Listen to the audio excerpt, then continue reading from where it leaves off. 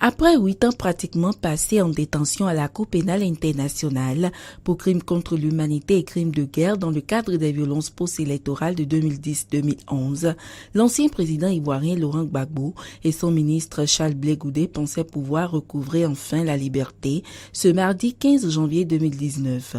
Mais très tôt, la décision des juges de la CPI a été remise en cause par l'appel du bureau du procureur de cette instance de juridiction internationale. Ça, c'est l'article 81, n'est-ce pas, du statut de Rome qui prévoit, n'est-ce pas, ces cas de figure-là. Parce que quand la Chambre de première instance rend une décision qui libère désormais les poursuivis devant la Cour pénale internationale, le bureau du procureur a la possibilité, n'est-ce pas, de faire appel de cette décision-là. Quand le bureau du procureur pense, n'est-ce pas, qu'il y a, n'est-ce pas, matière à poursuivre ces personnes-là parce qu'on leur reproche un certain nombre de crimes.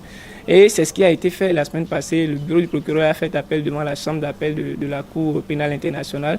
Et c'est désormais elle qui va statuer sur le cas Laurent Gbagbo et Charles Blé Goudé. Un appel suivi de la décision de la chambre d'appel qui suspend la libération des deux accusés.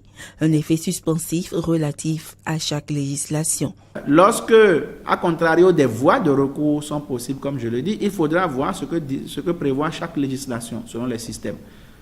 Parce que normalement, sur les questions de liberté, le principe c'est que l'appel normalement ne devrait pas avoir d'impact. Mais il arrive que l'appel du procureur suspende également la conséquence logique qui est que l'accusé recouvre sa liberté. S'il n'y a pas donc d'effet suspensif, quel que soit le recours exercé, eh bien, la personne acquittée retrouve sa liberté. Il est dit également dans cet article 81 du statut de Rome que quand on a des doutes que les poursuivis ne se présentent pas à l'audience, quand on a un certain nombre de doutes, n'est-ce pas, sur leur présence à l'audience, la procureure ou bien le bureau du procureur peut demander à ce qu'on maintienne, n'est-ce pas, ces personnes-là en détention. C'est ce qui a été fait et on nous annonce déjà le 1er février pour la prochaine audience et il faudrait mieux attendre, voir comment ça va se passer à partir de cet instant. Laurent Gbagbo et Charles Blé Goudé doivent donc attendre l'audience du 1er février pour être fixés sur le sort. Une audience dont l'issue pourrait confirmer ou non leur libération.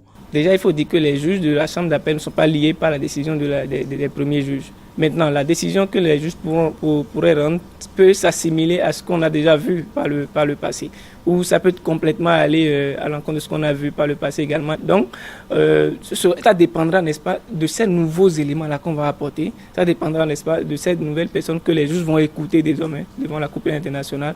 Ça peut arriver où on va nous dire que les juges de première instance ont eu raison, donc on n'a pas assez d'éléments, n'est-ce pas, pour retenir Laurent Gbagbo et Charles Blé Goudé dans les détentions.